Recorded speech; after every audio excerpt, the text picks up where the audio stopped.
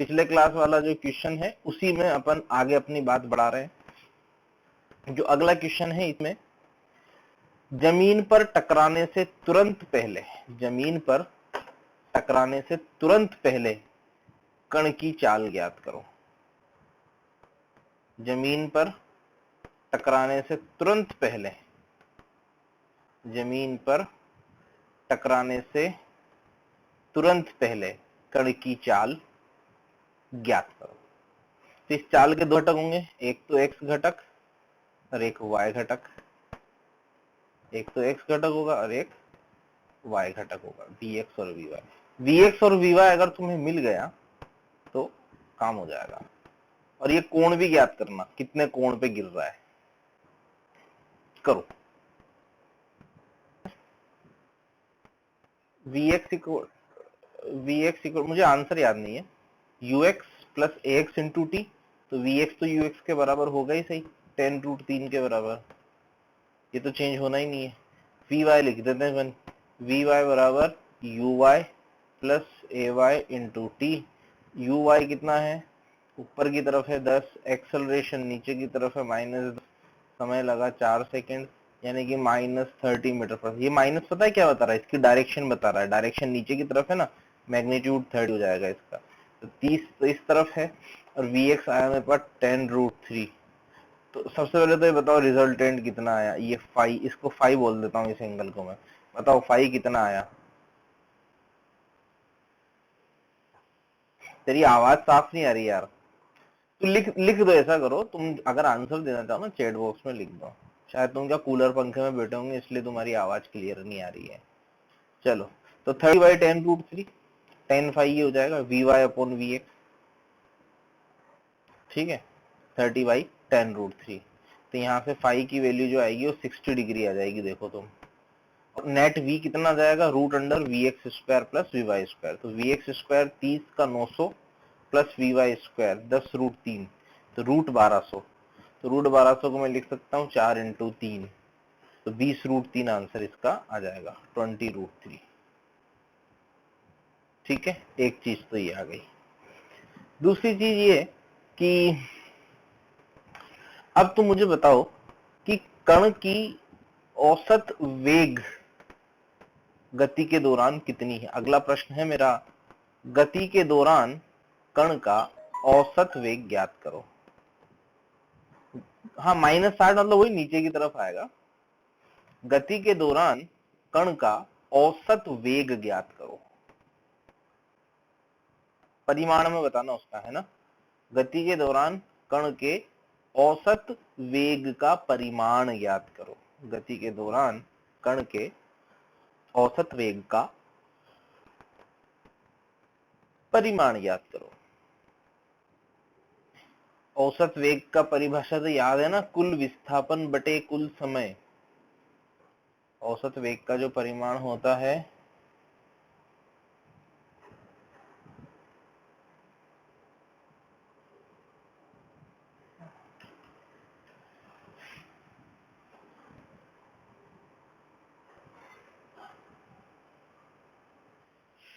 कुल विस्थापन बटे कुल समय। देखो विस्थापन कितना है, यहाँ प्रारंभिक स्थिति ये रही, अंतिम स्थिति ये रही, ये होगा विस्थापन। माइक बंद कर लो बेटा, ये होगा विस्थापन, ये विस्थापन हुआ। इस विस्थापन की वैल्यू निकालोगे 80 मीटर आएगी है। और इसकी दिशा भी देख लो, औसत वेग की दिशा विस्थापन की दिशा में होगी, 30 डिग्री एंगल आएगा, ये वाला एंगल 30 आएगा। इस क्षण पे औसत वेग और ताक्षणिक वेग के बीच का कोण कितना आया, देखो ये 30 डिग्री, ये 30 डिग्री है, पूरा 60 डिग्री है, तो 30 डिग्री ये तो आ गया। अब अपने को औसत वेग का परिमाण निकालना है, तो कुल विस्थापन परिमाण निकालना है, तो अपन विस्थापन का परिमाण लिख देंगे, और समय 4 सेकेंड। कितना आया, 20 मीटर प्रति सेकेंड।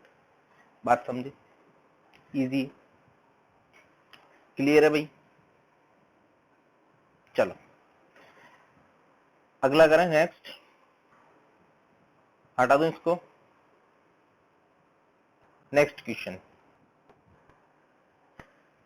अगला प्रश्न भाई ये है अपना कि एक कण को h ऊंचाई की मीनार से प्रक्षेपित किया जाता है उसका प्रारंभिक चाल जो है वो u है, थीटा अपने को दे रखा है, ठीक है, थीटा अपने को दे रखा है यहाँ पे। इसकी अंतिम चाल यानी कि जमीन पर टकराने के तुरंत पहले वाली जो चाल है वो चाल अधिकतम करनी है अपने को। किस थीटा के लिए v अधिकतम होगा? ux हो जाएगा u cos थीटा, uy हो vx भी हो जाएगा u cos थीटा, क्योंकि वो तो बदलता नहीं है, इसका जो x घटक होगा। इसी तरह से uy ऊपर की तरफ u sin थीटा, और vy पता करना है, कौन सी इक्वेशन लगाऊं? vy square minus uy square बराबर 2ay sy। कौन सी इक्वेशन लगाई मैंने? जिसमें टाइम नहीं था, क्योंकि अपने को टाइम की जानकारी नहीं है। तो अंतिम वेग पूछा है, प्रारंभिक वेग uy स्क्वायर, उधर ले जाता हूं इसको, तो u square sine square theta बन जाएगा ये, plus 2 acceleration minus g displacement minus h, क्योंकि मैंने ऊपर वाली दिशा को प्लस मान लिया, इसको प्लस y मैंने माना है और इसको मैंने प्लस x माना है, ठीक है। तो vy स्क्वायर बराबर u square sine square theta plus 2gh। अब नेट v कितना हो जाएगा? Root under vx square plus vy square, ये हो जाएगा vx square plus vy square. अब मुझे ये बताओ तुम, क्या आया अंतिम v का मान? v का मान कितना आ रहा है लास्ट? v जो आएगा वो आ जाएगा रूट अंडर u स्क्वायर, क्योंकि u square sine square theta plus u square cos square theta, ये दोनों मिलके सिर्फ बनेगा u square plus 2gh, 2gh। देखो तुम चाहो तो इसको याद भी कर सकते हो, थीटा पर निर्भर नहीं,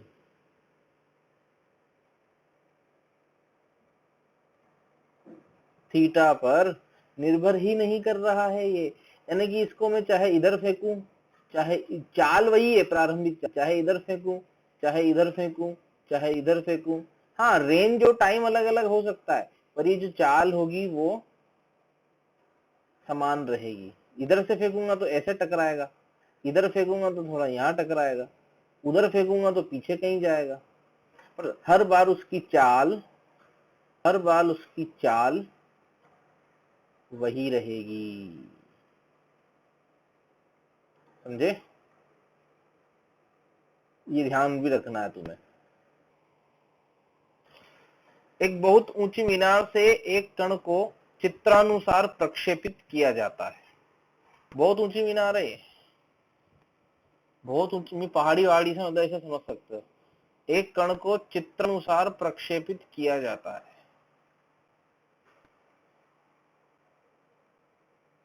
प्रारंभिक कोण उसका थीटा, प्रक्षेपण कोण।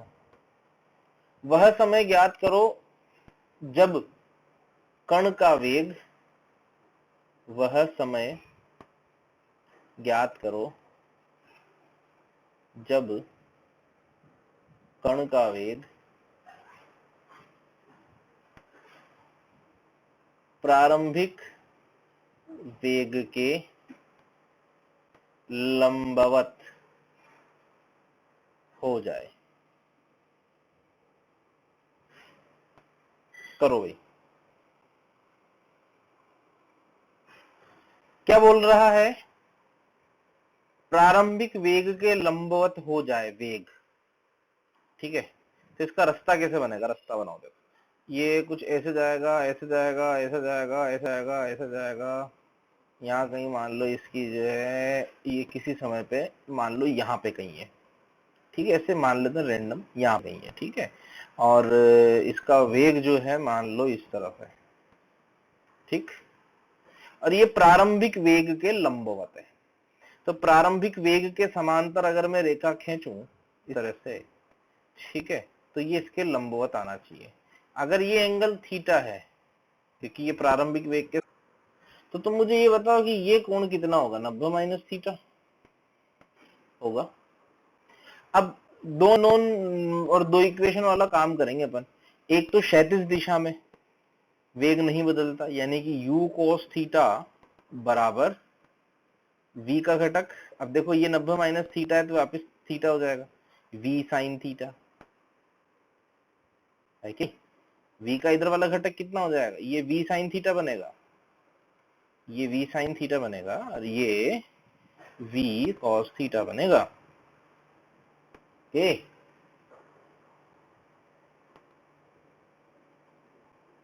थोड़ा सीधा लिख देता हूं, इधर v साइन थीटा और इधर नीचे की तरफ v cos थीटा। बताने की जरूरत है क्या क्यों? चलो, तो क्षैतिज दिशा में काम हो गया, एक समीकरण बन गई। दूसरी समीकरण ऊर्ध्वाधर में, अंतिम वेग नीचे होगा पक्की बात है, ऊपर नहीं हो सकता, यानी कि अंतिम वेग minus v cos theta, vy बराबर u साइन थीटा। डायरेक्ट लिख रहा हूं मैं, ये u साइन थीटा, इधर u साइन थीटा माइनस जी, डायरेक्ट लिख दिया मैंने, प्लस और माइनस मिलकर माइनस सीधे लिख दिया मैंने। अब क्या पूछा है, पूछा क्या है, टाइम पूछा है, क्या करूं, v का मान यहां से उठा के यहां लिख दी। लिखो और बताओ अंतिम टाइम कितना आ रहा है, सॉल्व करके बताओ। फाइनल आंसर आएगा u अपॉन जी साइन थीटा।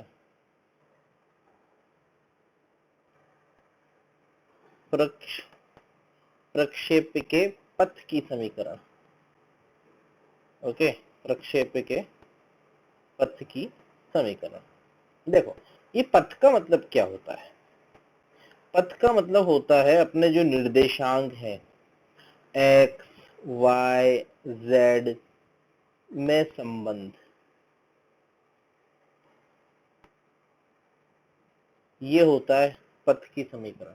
जैसे मान लो मैंने एग्जांपल दिया तुम्हें कि एक कण की x, y तथा z स्थिति समय के पदों में निम्न प्रकार दी जाती है, a sine omega T, a1 sine omega T, y बराबर a2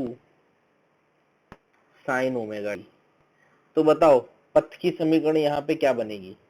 तो पथ की समीकरण जब भी बनानी होती है अपने को किसी तरह से x और y में संबंध निकालना होता है।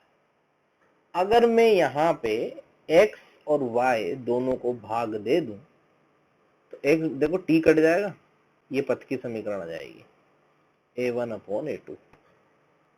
इस तरह से, जैसे मान लो कि मैंने तुम्हें दिया कि x बराबर a साइन ओमेगा टी और y बराबर a cos ओमेगा टी। बताओ इसके पथ की समीकरण कैसे निकालोगे? पथ की समीकरण में निकालना चाहता हूं, कैसे निकालने बताओ? पथ की समीकरण मतलब x और y में संबंध निकालना है किसी तरह से t को हटा के, ये होता है पथ की समीकरण का मतलब।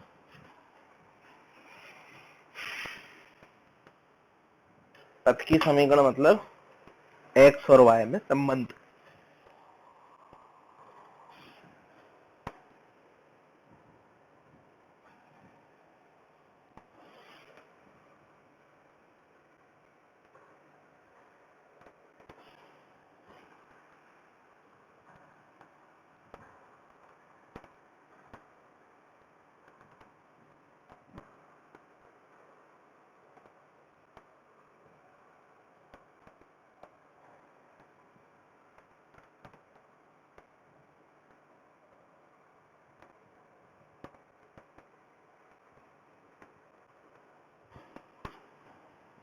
क्या करें, वर्ग करके जोड़ दो। देखो बताओ कैसा पथ आया, ये वृत्त आया कि नहीं आया? चलो एक और इक्वेशन देता हूं मैं तुम्हें।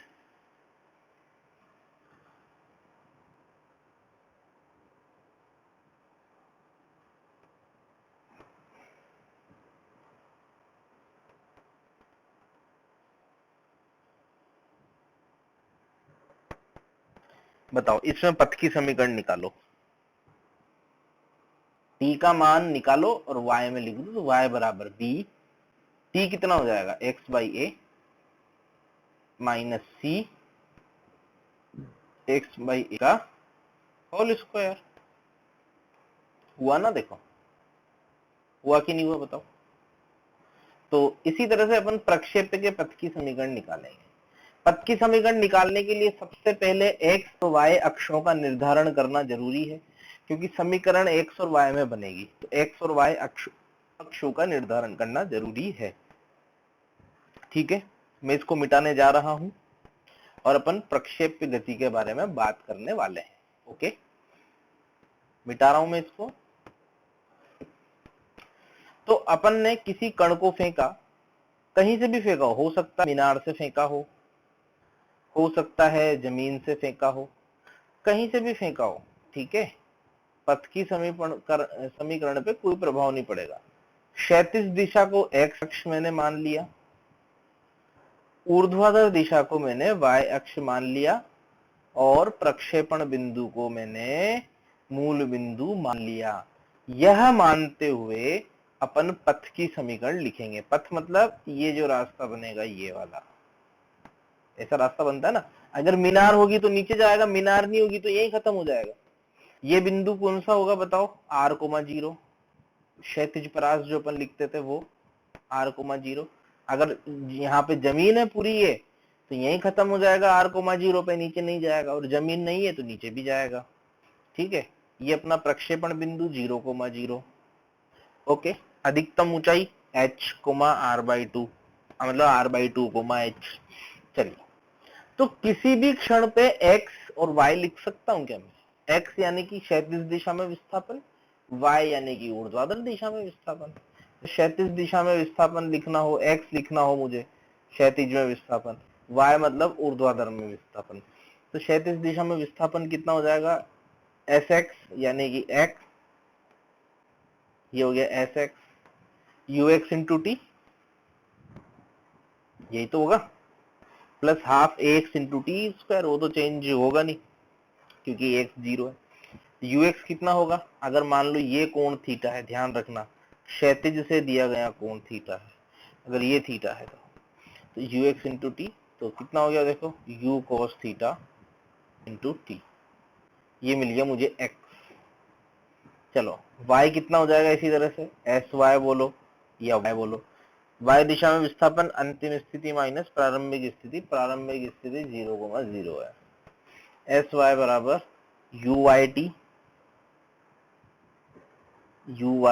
Into t plus half ay minus g into t square. मुझे क्या निकालना है, पथ की समीकरण।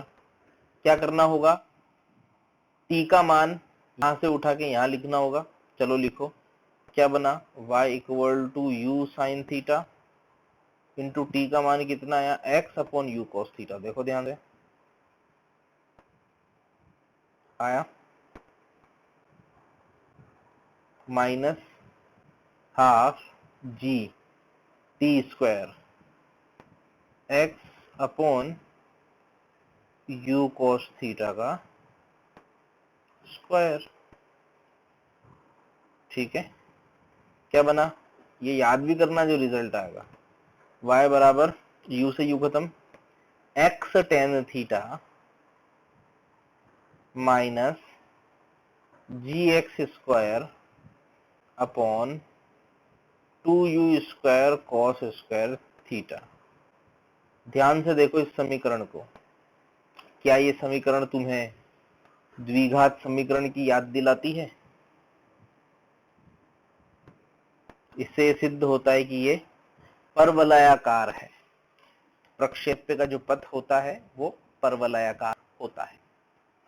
अभी खत्म नहीं हुआ, अब मैं और देखो, 2u square cos square theta है ना, अब इसमें से क्या करो, x टेन थीटा कॉमन लो, तो ये बनेगा मेरे पास, इधर लिख रहा हूं मैं अब, y equal to x tan theta, लो कॉमन, यहां तो बच गया 1 माइनस, इधर से एक x तो चला गया, क्या बचा g x divided by 2u² cos square theta और एक टेन थीटा नीचे आएगा। टेन थीटा को साइन थीटा बटे कोस थीटा लिख सकता हूँ, एक कोस थीटा कट जाएगा, ये बनेगा। ये कहीं देखा देखा लग रहा है क्या तुम्हें? 2u² sine theta cos theta कहीं देखा था लग रहा है क्या? ये परास आती है, क्षैतिज परास। ठीक है, तो जी को अगर मैं इसके नीचे ले आऊं तो ये नीचे क्या बन जाएगा? आर।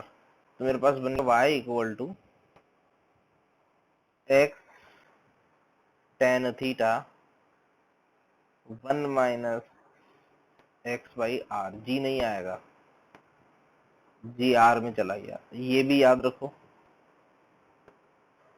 इंपॉर्टेंट इक्वेशन है। यहां से तुम देख सकते हो इस द्विघात समीकरण के, या सर्व समीकरण जो भी बोलते हैं इसको, दो हल है इसके। एक तो x बराबर आर और एक x बराबर 0। देखो x बराबर आर पे भी y बराबर 0 है और x बराबर 0 पर भी y बराबर 0 है। ठीक है, तीसरी चीज, एक चीज और, अगर मान लो पूरी समीकरण को टेन थीटा में कन्वर्ट कर दिया जाए, कोस स्क्वायर थीटा को ऊपर ले जाओ,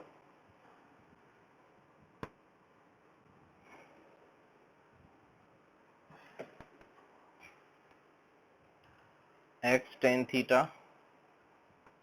minus g x square by 2u²। यदि कोस स्क्वायर थीटा को ऊपर ले जाओ, इसको 1 प्लस टेन स्क्वायर थीटा लिख दो, तो ये पूरी समीकरण टेन थीटा में कन्वर्ट हो जाती है। ठीक है, हाँ जी। तो एक प्रक्षेप्य है, उस प्रक्षेप्य को प्रक्षेपित किया जाता है कुछ वेग से। वो वेग अपने को नहीं दे रखा है कि कितना है। जहां से प्रक्षेपित किया गया वहां से ये 20 मीटर दूर जाकर के गिरता है। यहां से 4 मीटर की दूरी पे दीवार है और दीवार की ऊंचाई 5 मीटर है। 5 मीटर ऊंचाई है इस दीवार की। ठीक है, और ये जो प्रक्षेप्य है इस दीवार के कोने को ठीक छू के निकलता है। दीवार का जो कोना है उसको ये ठीक छू के निकलता है। ओके, तो सबसे पहले जिस वेग से इसको फेंका, ये थीटा, प्रक्षेपण कोण ज्ञात कीजिए।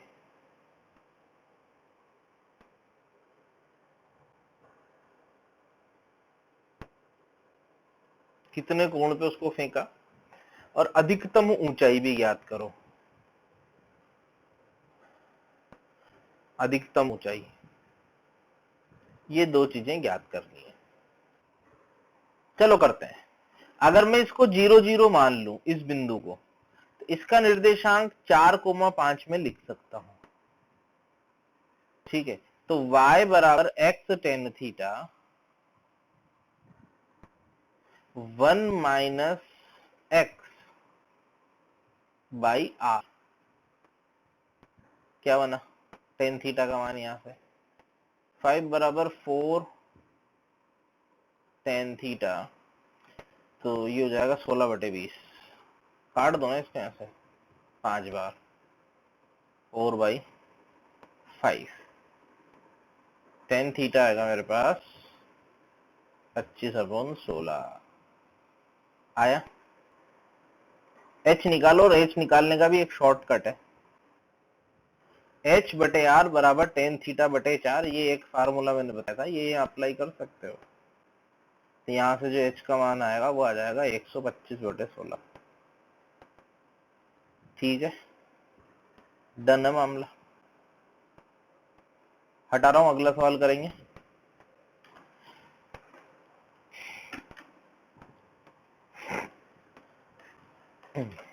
नेक्स्ट क्वेश्चन, मान लो कि एक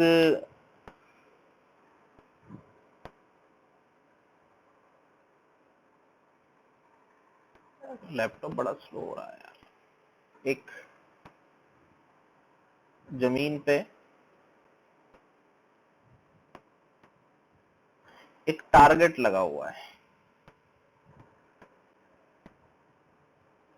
यहाँ पे एक खंबे पे टारगेट लगा हुआ है, लक्ष्य, ठीक है। और 20 मीटर दूरी से इस टारगेट को अपने को भेदना है। वेग जो है 20 मीटर प्रति सेकंड है, प्रारंभिक वेग। 20 मीटर की दूरी पर टारगेट है, खंबा जो 20 मीटर दूरी पे है, खंबे की ऊंचाई 10 मीटर है। थीटा का मान ज्ञात करो ताकि लक्ष्य को भेदा जा सके। ये लक्ष्य है, टारगेट। थीटा का मान ज्ञात करो ताकि लक्ष्य को भेदा जा सके। जैसे वो होती है ना टावर वगैरह पे ऊपर लाल बत्ती, उस तरह से है ये। चलो करते हैं इसको। इक्वेशन लगा दो तुम तो, y बराबर x tan theta minus g x square upon 2u square 1 plus tan square theta. सभी मानों को रखो। x का मान कितना है, ये x हो गया ना अपना, देखो ये अपना y हो गया। टेन थीटा का मान पूछा है, u 20 हो गया। तो टेन थीटा में एक द्विघात समीकरण बनेगी, ten square theta tan theta into इस तरह से। अरे क्या हो रहा है इसके यार, बहुत ज्यादा लेग हो रहा है, ठीक है। टेन थीटा का दो मान आएगा यहाँ पे, टेन थीटा के दो मान आएंगे, टेन थीटा बराबर 1, टेन थीटा बराबर 3। टेन थीटा बराबर 1 जो होगा वो नीचे से भेज देगा इस तरह से। ये अधिकतम ऊंचाई नहीं है, जरूरी नहीं है कि अधिकतम ऊंचाई। और टेन थीटा बराबर 3 थोड़ा ऊपर से ऊपर जाएगा, फिर इस तरह से दो पॉसिबिलिटी यहाँ पे बनेगी। तो अब सवाल को समझ लो, चित्र मैंने बना दिया है। सवाल ये है मेरा कि एक टैंक है जो ये रेड कलर के लक्ष्य को भेदना चाहता है। टैंक के गोले का टैंक के सापेक्ष जो वेग है वो 100 मीटर, मतलब अगर टैंक खड़ा हुआ है तो इस पाइप में से जो गोला निकलेगा वो 100 की स्पीड से निकलेगा, ठीक है। परंतु ये टैंक खड़ा हुआ नहीं था, ये टैंक चल रहा था कुछ u वेग से। टैंक से लक्ष्य की जो दूरी है वो 1500 मीटर है। टैंक से लक्ष्य की दूरी 1500 मीटर है। ये आखिरी सवाल है, फिर इसके बाद आज स्टॉप कर देंगे अपन। फिर मैं कल तुम्हें इंक्लाइन पे पढ़ाऊंगा, इंक्लाइन वाला, है ना। ये गतिशील चलते चलते अगर किसी चीज को फेंक दें तो क्या करना है वो समझा रहा हूं मैं यहाँ पे। अब अपन इस लक्ष्य को भेदना चाहते हैं तो u का मान ज्ञात करो। प्रश्न है मेरा, u का मान ज्ञात करो यदि लक्ष्य को भेदना है, क्योंकि गोले की स्पीड तो 100 है। 100 के हिसाब से परास जो आएगी वो मेरे हिसाब से 1500 तो नहीं आएगी, कम आएगी परास। इसलिए टैंक को अपन ने कुछ वेग दिया है क्षैतिज दिशा में। तो जो गेंद जो निकलेगी उससे जो गोला निकलेगा उसका कुल वेग जो होगा वो इस 100 में इस u को सदिश योग करना पड़ेगा, है ना। मैं तुम्हें हिंट दे देता हूं। चलो भाई, मुझे पूछा है कि लक्ष्य को भेदने के लिए u का मान याद करो। तो गोले के सापेक्ष तो ये 100 से निकल रहा है, ठीक है। तो सबसे पहले तो इस 100 के घटक करो। ये जो 100 है इसके घटक करो क्षैतिज में और ऊर्ध्वाधर में। क्षैतिज दिशा में घटक कितना हुआ बताओ, 80। और ऊर्ध्वाधर दिशा में घटक कितना हुआ, 60। हो गया। बट ये टैंक भी चल रहा है कितने वेग से, u वेग से। तो इस 80 में u जुड़ जाएगा। ये वही गुब्बारे वाला सवाल अपन ने किया था ना, याद है। गुब्बारा, ये लिफ्ट वाला सवाल किया था रेक्टिलिनियर में, जिसमें लिफ्ट जो है ऐसे ऊपर जा रही थी, वहां से एक गेंद को छोड़ दिया गया था। तो गेंद को कितना वेग मिला था, जितना वेग उसका था। तो इस गोले को u वेग तो मिलेगा ही सही ना क्षैतिज में, क्योंकि टैंक u वेग से क्षैतिज में चल रहा है। अगर मैं इसको छोड़ भी दूंगा तो u वेग तो गोले का है ही सही, प्लस इसको 100 वेग से दाग दिया। तो 60 और 80 क्षैतिज और ऊर्ध्वाधर में, टैंक क्षैतिज में चल रहा था तो क्षैतिज में मैंने u जोड़ दिया, ठीक है। इतनी हिंट में u का मान ज्ञात करो ताकि लक्ष्य को भेदा जा सके। करो भाई। सबसे पहले टाइम निकालो। टाइम टाइम कैसे निकालोगे? उड्डयन काल कैसे निकालोगे? 2u/g, ui कितना है 60 बाय जी 10, कितना आया 12 सेकेंड। अब 12 सेकंड में इसको यहां पहुंचना है, रेंज कितनी आनी चाहिए 500 की, तो 80 प्लस यू, कुल वेग क्षैतिज दिशा में 80 प्लस यू इंटू समय 12 बराबर कितना होना चाहिए 1500। बताओ यू कितना आया?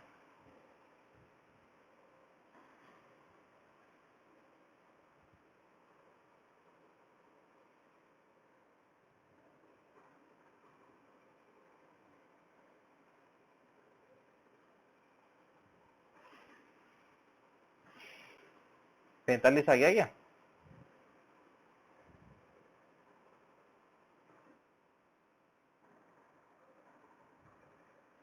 चेक करो।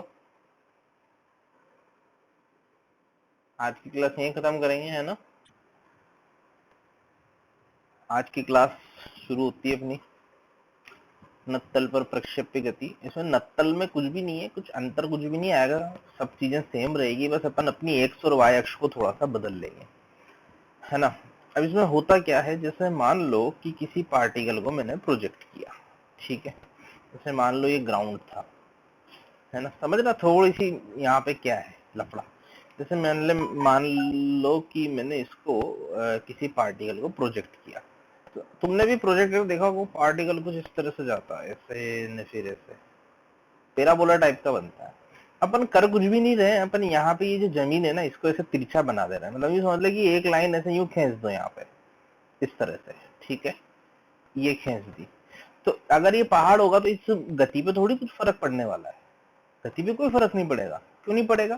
क्योंकि गुरुत्वीय त्वरण थोड़ी बदल लिया जो गति पे फर्क पड़ जाएगा, बस निर्देशांक अपने बदल जाएंगे। मैं इसको मैंने मिटा दिया, ठीक है। अब ये अपनी एक्स एक्सिस हो गई, ये अपनी एक्स एक्सिस हो गई, और ये तो अपनी एक्स एक्सिस हो गई अब, और नत तल के लंबवत ये हो गई अपनी वाई एक्सिस, ठीक है। तो अब ये एक्स और वाई जो हुआ, अब जो अधिकतम ऊंचाई होगी, मतलब अधिकतम ऊंचाई बोलना ठीक नहीं है, उसको उसको बोलना चाहिए नत तल से अधिकतम दूरी, क्योंकि ऊंचाई हमेशा ऊर्ध्वाधर होती है। एच यहाँ पे लिख रहे हैं अपन, नत तल से अधिकतम दूरी, ठीक है। ये वापस से वही कुल परास, नत तल पर कितना विस्थापन हुआ। अब यहाँ पे अगर मैं नीचे से ऊपर फेंक रहा हूं ना,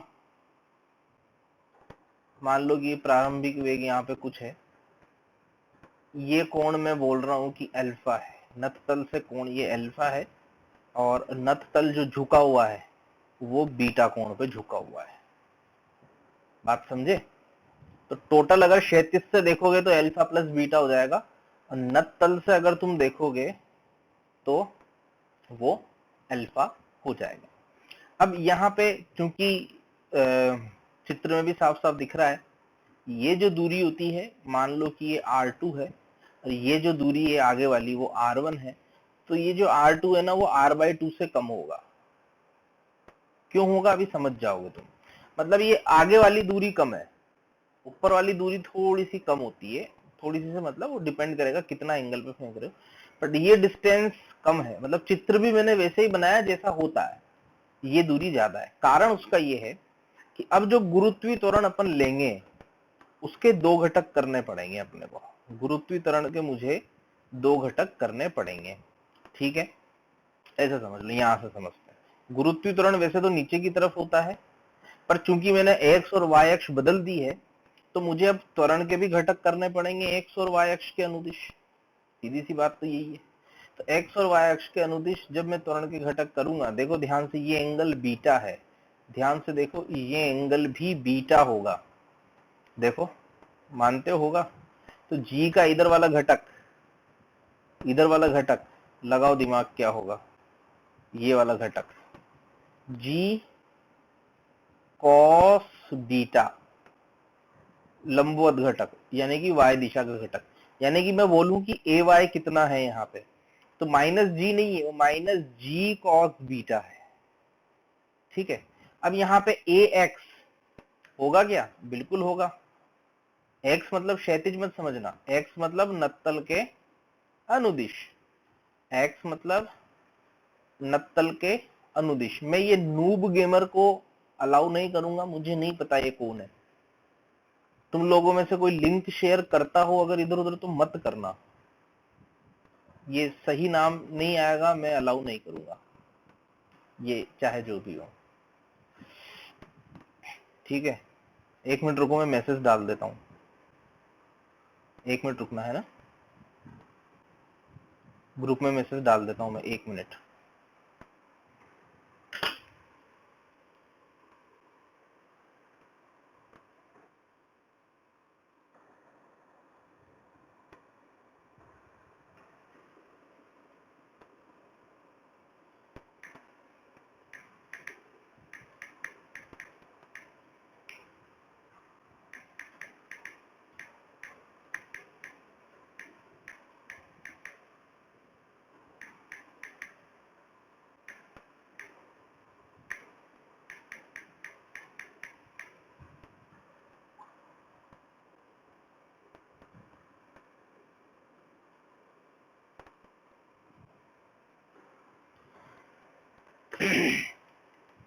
पता नहीं भाई कौन है ये नूब गेमर। तुम लोग कौन कौन है वैसे, मैं देख लूं एक बार। अभिषेक, लक्ष्य, पिंटू, सचिन, सौरभ कौन है मुझे ध्यान नहीं आ रहा, विकास और विशाल, 7 जने हैं अपन। एक वो प्रद्युमन आज गायब है, वो 1 दिन आता है 2 दिन नहीं आता।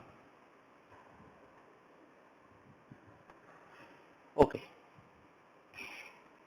चलिए, तो अपने सही नाम से ऐड हो भाई, क्योंकि अननोन नाम से पता नहीं चलता ना यार कौन है कौन नहीं है।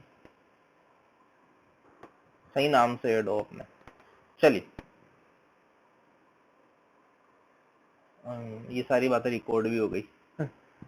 ए वाई हो गया, अब ए एक्स तुम बताने वाले थे, निकाल लिया होगा तुमने इतनी देर में। ये बीटा था अपने पास, तो ये कितना हो जाएगा, जी साइन बीटा इस तरफ।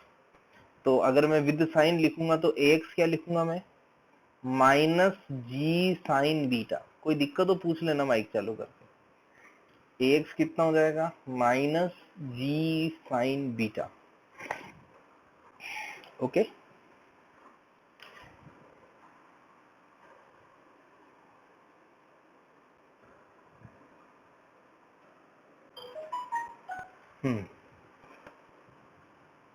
बात समझ में आई, माइनस जी साइन बीटा कैसे हुआ।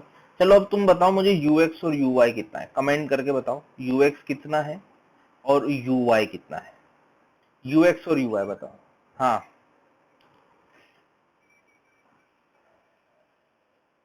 बिल्कुल होंगे ना, देखे ना, ये बीटा है तो यहाँ पे एक लाइन खींच, क्षैतिज लाइन खींच, ये भी एंगल बीटा होगा, ये एंगल बीटा है तो ये 90 माइनस बीटा होगा, ये 90 माइनस बीटा है तो ये वापस से बीटा होगा। ऐसे देख लो ना, ऐसे यहाँ पे ऐसे खींच, ऐसे और ऐसे देख, ये एंगल। ठीक है, हाँ। ux कितना हुआ, x मतलब नत्तल के अनुदिश। तुम है ना, तुम चाहो तो अपने मोबाइल वोबाइल जिसमें भी तुम पढ़ो ना, उसको थोड़ा सा ऐसे तिरछा घुमा के देख सकते हो, अपने आप तुम समझ जाओगे। मतलब मेरे कहने का मतलब ये है कि जैसे ये मेरा बोर्ड है, ठीक है, तो इस बोर्ड को तुम थोड़ा सा, इसमें तो है होता नहीं है शायद घुमाने का ऑप्शन, कैसे घुमाऊं मैं, घुमाने का ऑप्शन होता तो मैं घुमा के बता देता तुम्हें। थोड़ा सा घुमा के देखो, तुम ऐसा लगेगा जैसे क्षैतिज है। और अपनी अपनी गर्दन को थोड़ा सा, जैसे ये तुम्हारी गर्दन है, सपोज करो ये तुम्हारी गर्दन है, ठीक है, सपोज करो ये तुम्हारी गर्दन है, तो अपनी गर्दन को है ना थोड़ा सा ऐसे टेढ़ा घुमाओ, इस तरह से, तुम्हें ऐसा लगेगा ये क्षैतिज है ना। और क्षैतिज की तरह इसको सोच के देखो। चलो तो ux कितना हो जाएगा, ये हो जाएगा ux u cos alpha, u cos alpha और यू वाई कितना हो जाएगा, देखो ये हो जाएगा you why you sine alpha, you sine alpha. तो अंतर क्या आया, अंतर क्या आया, अंतर आया यहाँ पे, अंतर आया यहाँ पे, ये अंतर आया, समझे बात को। G cos beta g sine beta a x a y, ये दिमाग में बैठा लो बस, अब काम आसान है। अब क्या करना है, सबसे पहले टाइम निकालते हैं कि कितनी देर में ये जमीन से मतलब इससे नत्तल से वापस टकराएगा। कैसे निकालूं टाइम, टाइम निकालने के लिए क्या करें, सेम मेथड, y दिशा में कुल विस्थापन 0, देखो y दिशा में विस्थापन, ये y दिशा में प्रारंभिक कितना है y 0, अंतिम y कितना है 0। अब देखो त्वरण है ना, x डायरेक्शन में भी त्वरण है, बेसिकली माइनस है तो कह सकते हैं मंदन है, आगे चलते हुए मंदित हो रहा है, तो पहले ज्यादा चलेगा बाद में कम चलेगा, मंदित होके चल रहा है क्योंकि। तो टाइम निकाल सकते हैं क्या अपन इसका, निकालो चलो।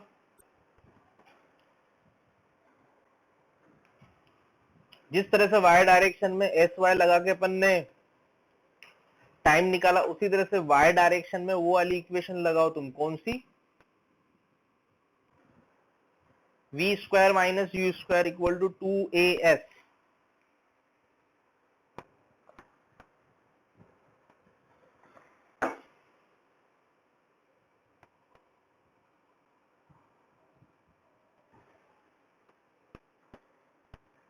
लगाओ और निकालो आंसर, चलो मैं लगाता हूं, v square minus u square equal to 2as, v square minus u square equal to 2as। तो एस वाई तो h है, देखो यही तो एस वाई है, y डायरेक्शन का displacement, final velocity 0, initial u sine alpha,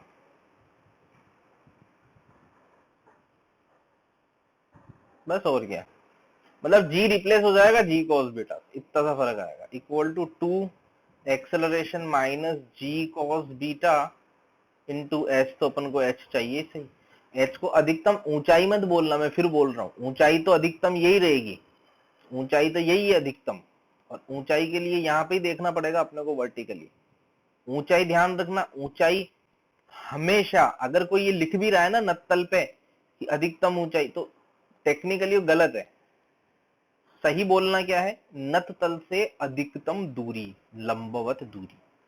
हल करेंगे तो जो h मुझे मिलेगा वो कितना मिल जाएगा, you square sine square alpha upon 2g cos beta, इसको भी याद रखना है, ठीक है। तीसरा, क्षैतिज क्षैतिज नहीं सॉरी, एक्स दिशा में विस्थापन निकालो,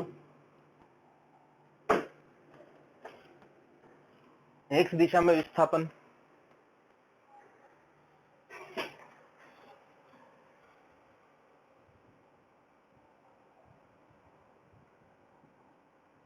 क्या करें, एक्स दिशा में विस्थापन निकालने के लिए क्या किया जाए, एस एक्स बराबर you x into t plus half a x into t square,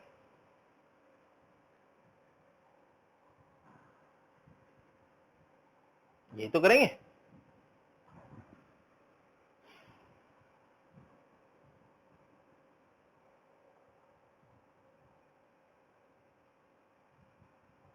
time की वैल्यू निकाली थी अपन ने, एस एक्स तो रेंज है ही सही, यू एक्स कितना है, u cos alpha into time 2u sine alpha upon g cos beta plus half a x minus g cos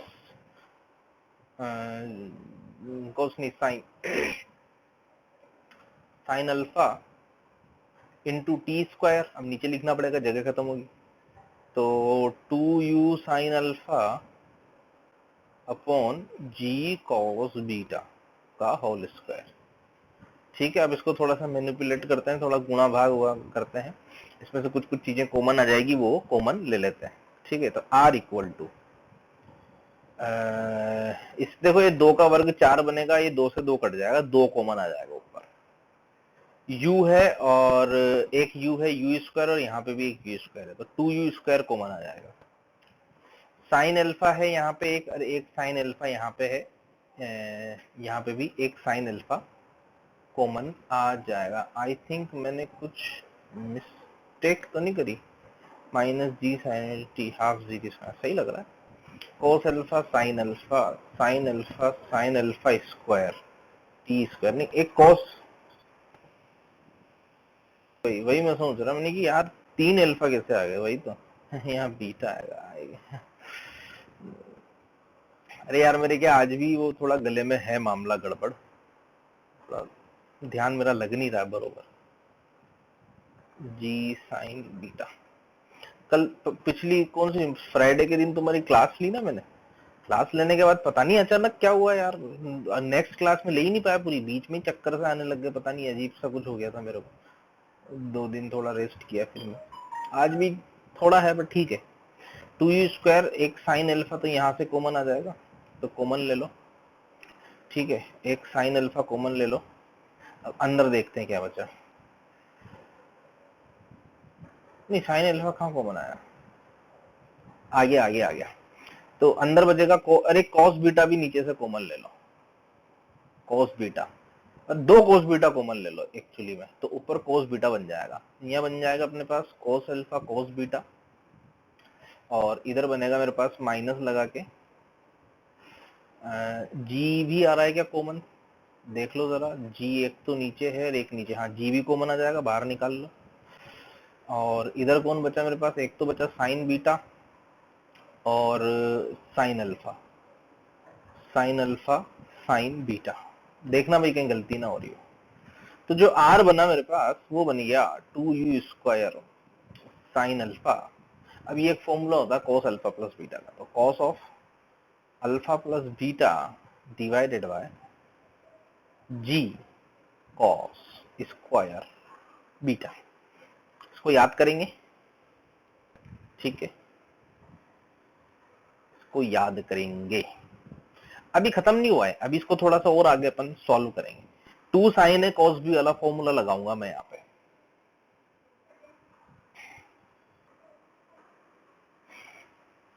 sine of a plus B, अरे 2 तो उधर चला गया ना, u square 2 u square sine a, ये देखो a ये रहा और b ये रहा, तो sine of a plus b क्या बना, sine of a plus b, alpha plus beta, तो sine of 2 alpha plus beta sine a plus b plus sine of a minus b, तो देखना अल्फा माइनस बीटा बन जाएगा, alpha से alpha खत्म तो माइनस बीटा बनेगा, तो माइनस बाहर ले लू ना, माइनस साइन बीटा, और नीचे अपना जी कोस स्क्वायर बीटा तो है ही। ठीक है, अब सर आप ऐसा क्यों कर रहे हो, फार्मूला आ तो गया, हाँ ये याद करना जो लाल डब्बे में बंद है, मैं ऐसा इसलिए कर रहा हूं क्योंकि मैं अधिकतम परास निकालना चाहता हूं। तो अगर मुझे परास अधिकतम करनी है तो ध्यान से देखो, बीटा तो फिक्स है, नत्तल का नती कोण थोड़ी हिला सकते हो तुम, पहाड़ थोड़ी हिला दोगे, बीटा फिक्स है। यू फिक्स अगर मैं कर दूं तो चेंज होने वाली राशि कौन सी है, सिर्फ अल्फा, चेंज होने वाली जो राशि है यहाँ पे वो है सिर्फ अल्फा। तो क्या करें, आर को अगर मैक्स करना है तो आर मैक्स के लिए क्या होना चाहिए, आर मतलब ये आर, ये वाली आर क्या होना चाहिए बताओ, ये sine of 2 alpha plus beta को 1 हो जाए तो काम चल जाएगा, क्योंकि बाकी सब तो फिक्स है। साइन 2 अल्फा प्लस बीटा अगर अधिकतम हो गया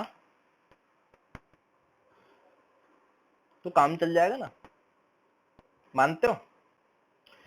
क्या करें, रख दो उसको 1, तो तो अधिकतम परास कितनी हुई चेक करो। साइन 2 अल्फा प्लस बीटा को 1 लिखो। मेरे हिसाब से कुछ लोग नए हैं, एक दो बच्चे मुझे ऐसा लग रहा है नए हैं, उनको शायद समझ में नहीं आ रहा होगा अभी मैं क्या बोल रहा हूँ, तो तुम टेंशन मत लेना, मेरे को पर्सनल मैसेज करना, मैं रिकॉर्डिंग दे दूंगा तुम्हें पुरानी, वो देख लेना। साइन 2 अल्फा प्लस बीटा बराबर 1 कब होगा ऐसा, जब 2 अल्फा प्लस बीटा कितना हो जाए 90 डिग्री, यानी कि अल्फा कितना हो जाए 90 डिग्री माइनस बीटा बाई 2। ये भी ध्यान रखना, इतने अल्फा पे परास अधिकतम होती है। अधिकतम परास कितनी होगी, इसका मान 1 लिखो, तो आर मैक्स कितना हो जाएगा, यहां लिख रहा हूं मैं, u square 1 minus sine beta upon g cos square beta. अब ऊपर जा रहा हूं, वापस ऊपर जा रहा हूं, यहां पे लिखते चलना साथ के साथ, मैथमेटिक्स है।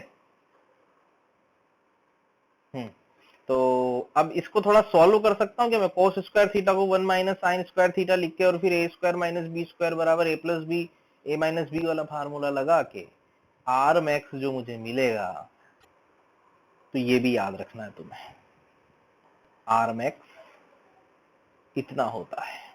ये किस केस के लिए, ये जितनी भी कैलकुलेशन करी अपन ने नीचे से ऊपर के लिए करी है, ओके, ये किस केस के लिए करी है, नीचे से ऊपर के लिए, ध्यान रखना इस बात का।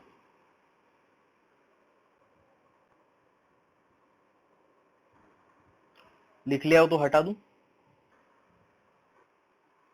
यहां पे अगर मैं बोलूं कि ux कितना है, तो वो है u cos अल्फा, देखो डायरेक्शन डायग्राम देखो। अगर मैं बोलूं uy कितना है, तो वही है u sin अल्फा। अगर मैं बोलूं कि बताओ यहाँ पे ax कितना है, तो एक्सेलरेशन की डायरेक्शन तो वही है, पर अपन ने सिर्फ एक्स एक्सिस को चेंज कर दिया, तो जो पहले माइनस था वो प्लस हो जाएगा, तो जी साइन बीटा प्लस में आ जाएगा बस। और ए वाई कितना है, ए वाई तो भी उतना ही है, minus g cos beta.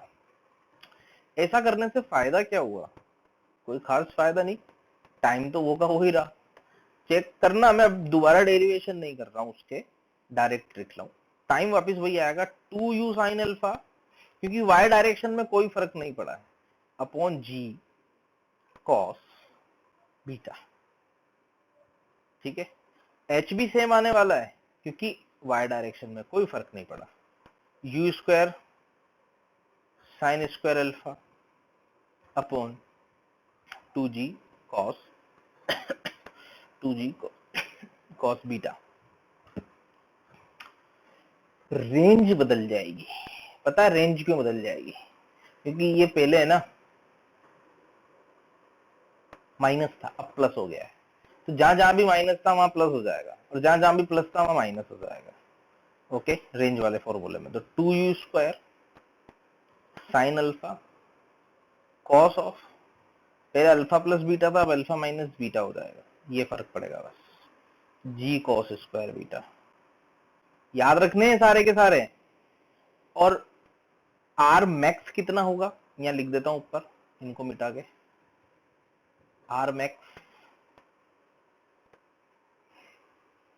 Same method है पूरा, पर डेरिव नहीं कर रहा हूं मैं उसको, u square by g 1 minus sine beta आएगा इसमें, कितने कोण पे, एट अल्फा बराबर, पहले 90 माइनस बीटा था, अब 90 प्लस बीटा बाई 2 हो जाएगा वो। ये है बात, ये है नत्तल का हिसाब किताब पूरा का पूरा। इसमें अगर तुम्हें कुछ पूछना हो तो बताओ, फिर एक सवाल करते हैं। तो मैं भूल जाता हूं बार बार, तुम हिंदी वाले हो। एक नत्तल पर एक पार्टिकल को चित्रानुसार प्रक्षेपित किया जाता है, तुम्हें बताना है वही सब चीजें। सबसे पहले तो उड्डयन काल, कितनी देर बाद ये जमीन से वापस मतलब नत्तल से टकराएगा, कितने समय पश्चात ये नत्तल से टकराएगा। दूसरी चीज, उड्डयन काल यानी कि उड़ने के दौरान जो अधिकतम नत्तल से दूरी होगी, वो जो अपन ने एच निकाला है। नत्तल पर परास कितनी है, और जब ये यहां पे टकराएगा तो कितनी वेलोसिटी से ये टकराएगा। समझे तुम, ये v भी पूछा है मैंने, स्पीड, चाल, कितनी चाल से टकराएगा। चार, अब तुम बोलो कि यार सर आपने तो ये बताया ही नहीं चाल। कोई बात नहीं, मैंने नहीं बताया तो मैंने तुम्हें ये तो बताया ना कि x और y दिशा में अलग अलग समीकरण लगा सकते हैं। अगर तुम्हें एक भी फॉर्मूला याद नहीं हो किसका, प्रोजेक्टाइल का, तो भी तुम प्रोजेक्टाइल का कोई भी सवाल कर सकते हो। गति की समीकरण नहीं तो लगानी है अलग अलग दिशाओं में। जो काम क्षैतिज में किया था वही काम यहाँ पे करना है। अंतर ये, यहाँ पे जो x दिशा है यानी कि नत्तल वाली दिशा है, उसमें भी त्वरण है। कितना, इस तरफ हो जाएगा, त्वरण की दिशा इस तरफ होगी। अब इसको तुम प्लस x बोलो, जो बोलना है बोल दो, तो सदिश तो इस तरफ ही आने वाला है। ये नत्तल के समांतर ये जो त्वरण होगा इस तरफ वाला, वो हो जाएगा g sin 30, g sin 30, और इस तरफ वाला जो होगा वो हो जाएगा g cos 30। इतनी मदद मैंने तुम्हारी कर दी। अब तुम तुम्हारी इच्छा से जैसे जिस दिशा को प्लस माइनस मानना हो तुम मान सकते हो। करो। टाइम कितना हो जाएगा, 2 u कितना है 50, sine alpha sine 37 upon g cos 30, 2u sine alpha upon g cos beta. खत्म। इसी तरह से h निकालो, u square sine square alpha, u square sine square alpha यानी कि sine 37 3/5 upon g 2g cos beta. खत्म। रेंज निकालो, range का फार्मूला लगा के रेंज निकालो।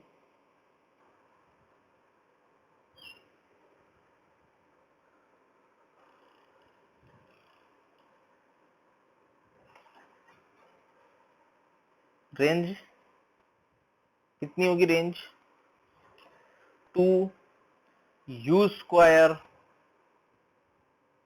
Sign alpha cos of alpha plus beta. अब तुम सोचोगे सर ये तो cos 67 बन जाएगा, कैसे करें। अरे उसको cos वाला फार्मूला लगा दो ना, cos a प्लस बी वाला, cos a cos b minus sine है sine b upon g cos square 30, g cos square beta हो गया cos square 37, g cos square 37, cos square और 37 कितना है डिग्री में, तो वैल्यू डाल देते हैं सीधी 4/5 का स्क्वायर। ठीक है, माइक बंद करके रखो भाई, तुम्हारी तरफ से सॉल्व करो, आंसर निकालो, जो भी आंसर आएगा तुम्हारी तरफ से माइक बंद करके रखो। अब ये तो तीनों तुम फॉर्मूलों से कर लोगे वैल्यू डाल के, इसको ओपन कर देना, खोल देना cos a plus B. v कैसे निकाला या कैसे निकालेंगे, ये अब अगला टास्क है। सर ने तो इसका फार्मूला बताया ही नहीं, कैसे निकालें, अब क्या करेंगे। v बराबर u plus a T, correct correct, vx बराबर ux plus ax into T. T कहां से आया, सॉल्व किया था ना, टी निकाला था।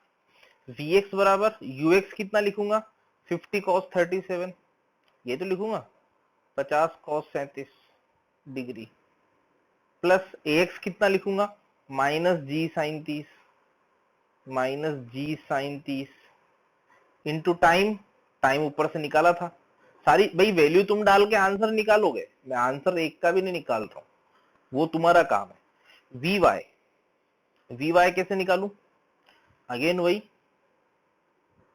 यू वाई यानी कि 50 कॉस सॉरी साइन 37 या कॉस 53 भी लिख सकता था, साइन 37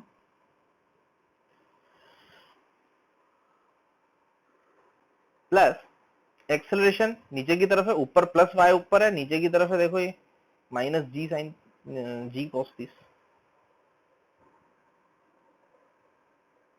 इंटू टाइम ऊपर से निकाला। और फिर v कैसे आएगा, root under v x square plus v y square. कर लेंगे पूरा, पूरा सोल्व करेंगे घर पे, मतलब घर पे तो हो ही सही तुम, मतलब आफ्टर क्लास पूरा करेंगे इसको, है।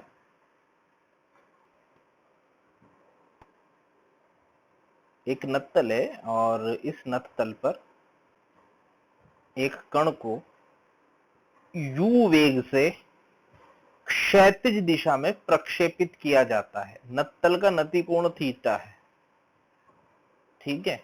एक कण को u वेग से क्षैतिज दिशा में प्रक्षेपित कर दिया जाता है। कण कितनी दूर नत्तल से टकराएगा? कण कितनी दूर नत्तल से टकराएगा? एकांतर कोण अल्फा और बीटा दोनों थीटा के बराबर है। लगाओ फार्मूला रेंज का, r बराबर 2u square sine alpha cos of alpha minus beta, ऊपर से नीचे में alpha minus beta upon g cos square beta. लो साहब, ये बीटा, ये 2u स्क्वायर, अल्फा कितना थीटा, साइन थीटा, ये कॉस थीटा माइनस थीटा, पूरा लिख देता हूँ चलो, अपॉन, इतना सा आंसर देने में इतनी देर लगा देता हूँ, जी कॉस स्क्वायर थीटा, काई थीटा काई बीटा गणा।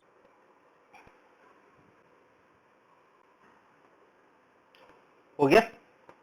देखो, इतना सा आंसर करने में इतना टाइम लगाते हो, ना बोल के बताते हो ना लिख के बताते हो। या तो बोल के बताओ या लिख के बताओ, कैसे कैसे तो बताओ यार। ऐसे पता ही नहीं चलता, ऐसा लगता है कि मैं मतलब रोबोट को पढ़ा रहा हूँ, कंप्यूटर को पढ़ा रहा हूँ, ऐसा लगता है मुझे फिर। इसलिए कम से कम चैट लिस्ट में, चैट बॉक्स में आंसर दो, कहीं तो दो, कुछ तो दो, सही नहीं गलत ही दो। हटा दें इसको।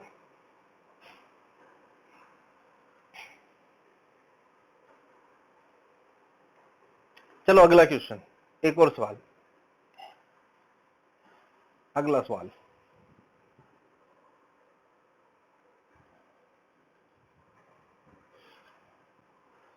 अगला सवाल मेरा ये है, एक नत्तल है, इस प्रकार से एक नत्तल है,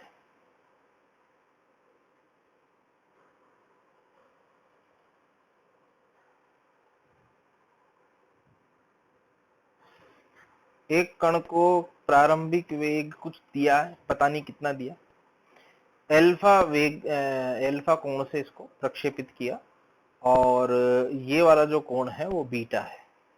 ये कोण कितना है? बीटा, ठीक है। प्रश्न लिखो, यदि यदि कण नत्थ तल पर लंबवत टकराता है, यदि कण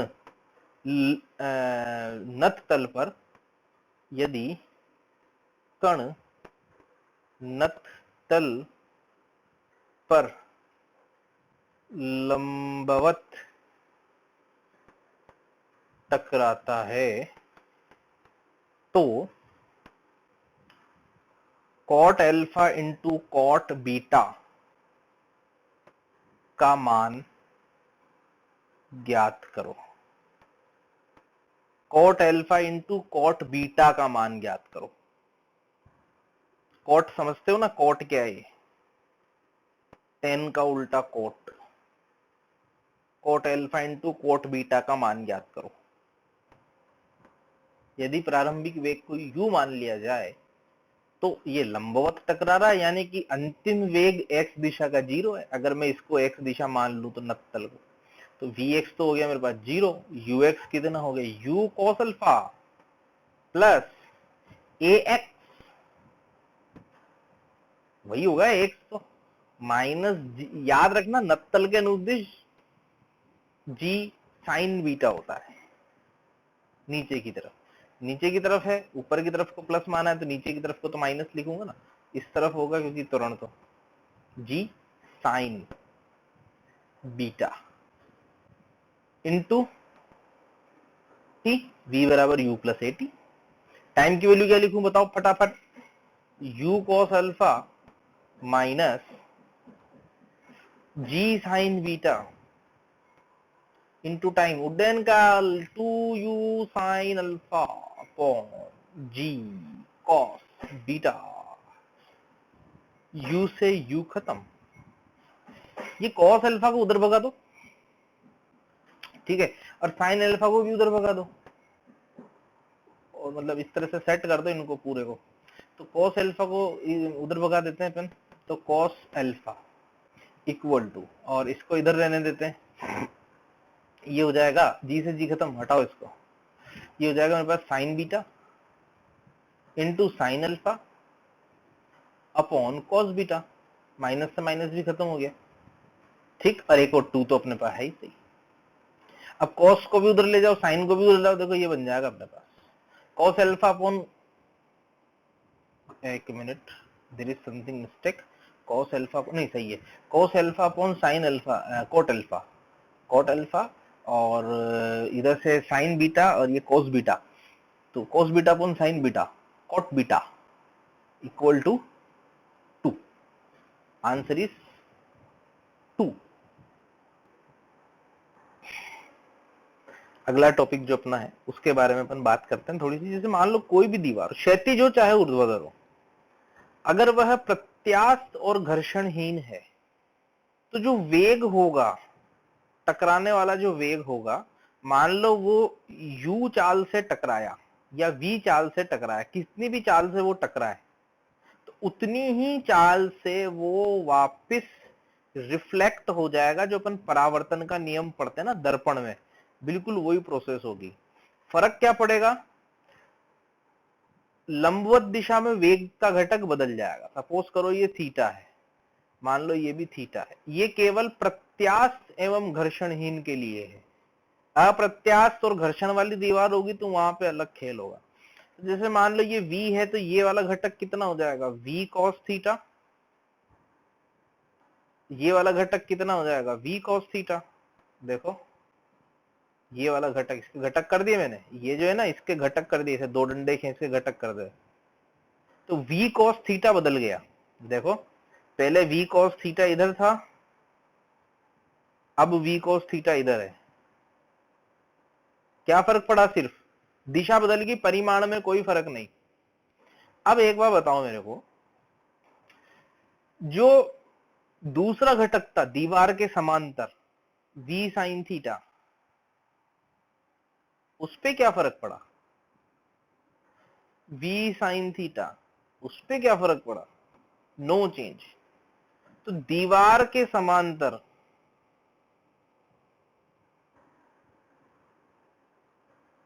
वेग नहीं बदलेगा,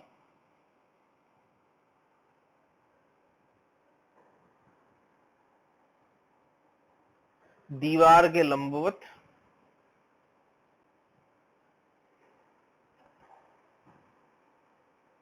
विपरीत हो जाएगा।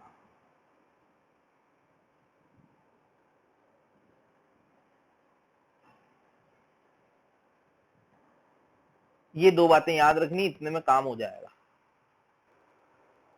जैसे मान लो कि ये अपन जमीन है, ये ग्राउंड, और किसी ने मान लो यहाँ पे ऐसे गेंद फेंकी, ये प्रक्षेप गति, गेंद हो गई।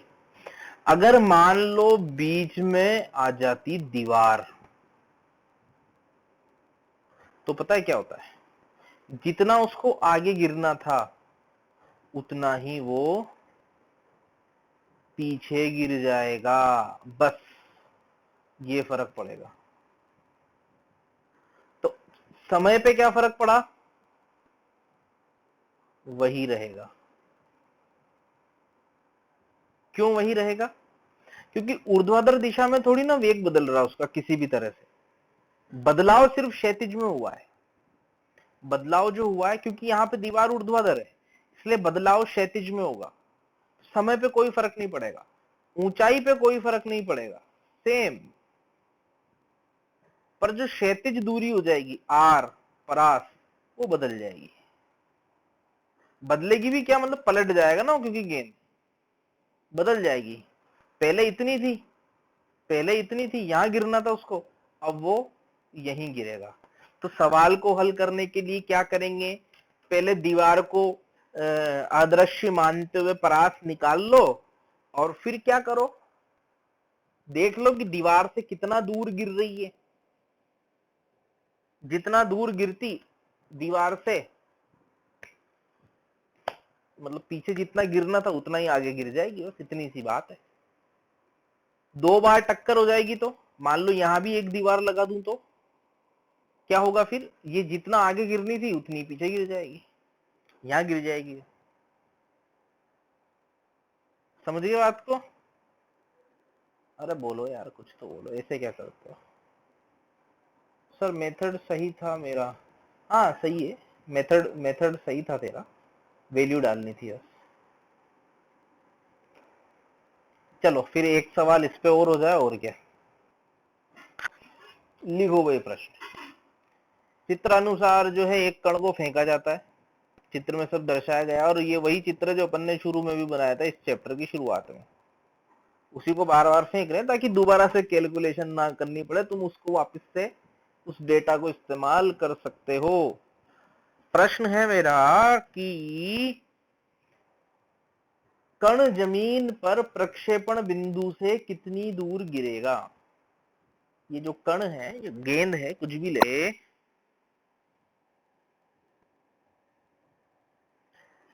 प्रक्षेपण बिंदु से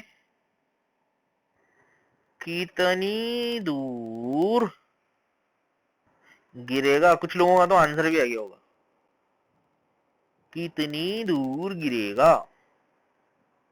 कण प्रक्षेपण बिंदु से कितनी दूर गिरेगा। बताओ यार, आंख बंद करके भी आंसर बता सकते हो इसका, तो तुम सारा कैलकुलेशन तो कर ही रखी तुमने शुरू में, देख लो ना फटाफट से, पन्ने पलट के देख लो। कण प्रक्षेपण बिंदु से कितनी दूर गिरेगा। मैंने जो क्वेश्चन कराया था शुरू में उसमें परास निकाली थी, इसकी परास निकाल सकते हो तुम भाई, फॉर्मूला लगा के परास निकाल लो। परास निकालोगे तो वो 240 मीटर आएगी परास। परास जो आएगी ना 240 आएगी। 200 मीटर दूर दीवार है, यानी कि 40 मीटर और आगे उसको गिरना था, पर वो दीवार तो फोड़ के जाएगा नहीं आगे, क्या होगा, ये उतना ही पीछे गिर जाएगा। रिफ्लेक्शन होता है ना, परावर्तन, वैसा ही कुछ कुछ है। जो प्रत्यास्थ टक्कर होती है वो थोड़ी थोड़ी परावर्तन की तरह होती है। तो 40 मीटर आगे ना गिर के 40 मीटर पीछे गिरेगा, तो यानी कि प्रक्षेपण बिंदु से कितना दूर गिरेगा, ये 160 मीटर। ये भी तो 40 होगा ना, 200 माइनस 40, 160 मीटर। ठीक है, खत्म करते हैं फिर यहीं पे आज इसको।